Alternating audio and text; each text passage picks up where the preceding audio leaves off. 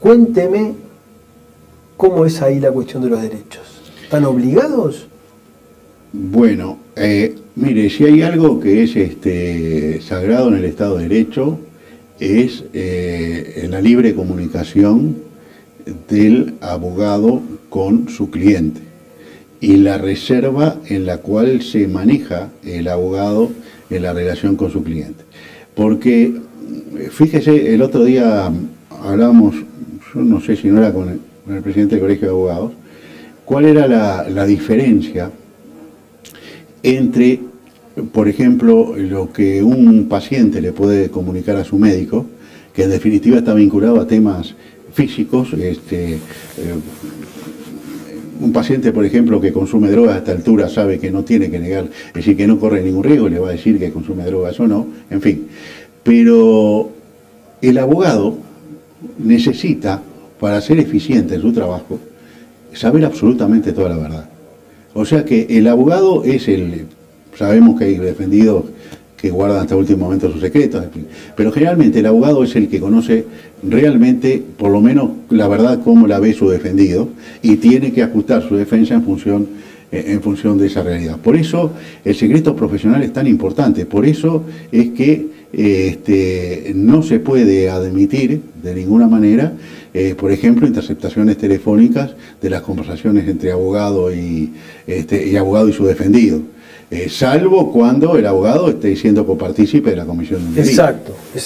Es decir, yo recuerdo hace muchos años la abogada aquella que llevó a la cárcel una pistola, un arma de fuego, en fin, esos casos, o los casos en los cuales el abogado es el transmisor de las órdenes. Forma parte de la organización. Ahí es diferente. Pero digamos, la DGI podría estar violando la Constitución pidiendo esas cosas si la pide por la fuerza. Bueno, el tema es, si el abogado entiende que la información que se le está solicitando está amparado por su secreto profesional, no tiene ninguna forma no tiene por qué entregar esa información, y si se ve sometido, el abogado tendrá que ir ante un juez en preservación de su secreto profesional. Salvo que la DGI caiga en una orden de un juez.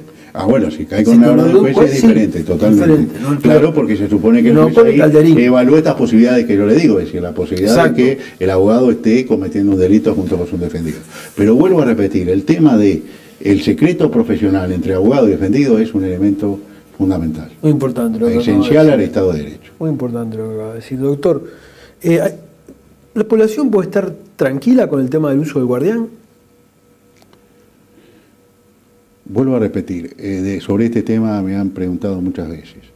El uso del guardián es un mecanismo que se ha comprado en el exterior, un software por el cual el Ministerio del Interior está en condiciones de hacer las interceptaciones dispuestas por los jueces,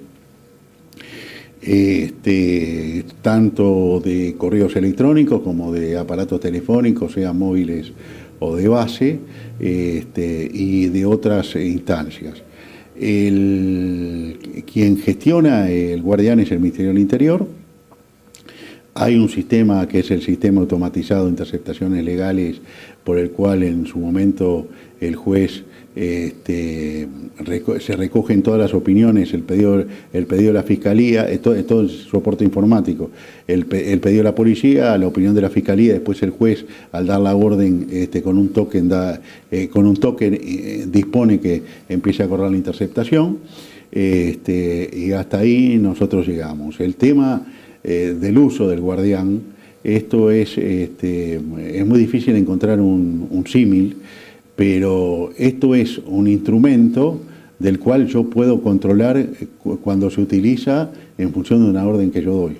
A ver si puedo ser más claro.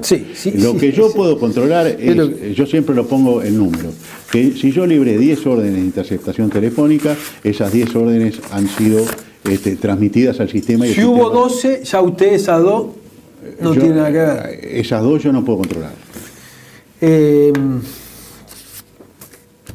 Cuando usted plantea la situación de las 4 mujeres, sí, ¿qué es lo importante? ¿Aplicar la ley o hacer justicia? Cuando yo planteo el problema de las 4 mujeres, si yo recuerdo que en ese caso nosotros optamos por darles la libertad por gracia a las dos más jóvenes, o sea, la embarazada y a la que tenía el niño, en función de la situación humanitaria, que para eso está la libertad por gracia en visita de cárceles, no para hacer justicia. Y las otras dos quedaron. Yo, sinceramente, le digo, como juez, lo que tengo que ver es el ajuste o no al derecho de lo que yo resuelvo con la conducta y con lo que me dice el Código Penal, en este caso la ley de estupefacientes, y que la sentencia trate de reflejar exactamente cuál es la situación del caso concreto. Pero yo, por supuesto, cuando traigo este ejemplo, de hecho lo utilizo muchas veces, porque realmente a mí me impactó, es la trascendencia social que tiene eso. Es decir, cuáles son las implicancias de eso. Pensemos que seguramente en ese núcleo familiar hay otros niños. La pregunta es dónde están los hombres de ese núcleo familiar. Seguramente muchos habrán caído presos antes que sus mujeres y ellas han seguido el negocio. Yo desconozco porque no lo profundicé el caso, pero hay todo, es decir, esto es, a mi entender, modélico en cuanto a qué es lo que está pasando con nuestra infancia y con nuestra juventud en determinados niveles sociales. Y esto es producto de la droga, es producto también de la falla de políticas sociales inclusivas, y es producto también de un mundo en el cual la satisfacción inmediata de los deseos se ha vuelto prioritaria sobre el trabajo, sobre la voluntad de ganarse las cosas con el esfuerzo propio. Y ahí hay todo un problema que hace que es mucho más grande. Por eso yo cuando planteo que ver todas estas cuestiones en la óptica exclusivamente del derecho penal es absolutamente minimizar la realidad. Y ya Einstein decía que si nosotros frente al mismo problema repetimos las mismas soluciones, vamos a repetir continuamente los mismos errores y los mismos resultados. Doctor, la ley de medios se acaba de declarar inconstitucional, la última, el tema algunos artículos, sí. Pero sobre todo esto del reparto de espacios entre los partidos, sí. ¿No? Si salía tal cual estaba, por ejemplo, el Frente Amplio iba a tener 158.000 minutos y el Partido Independiente 18.000. Pero ¿qué está pasando con el Parlamento que votan leyes que son inconstitucionales? Con una liviandad. Bueno, yo siempre digo que cuando es increíble leer las versiones taquigráficas de las comisiones, porque los diputados o los senadores citan gente supuestamente experta en el tema y le dicen blanco y luego la ley sale negro. ¿Le ha pasado?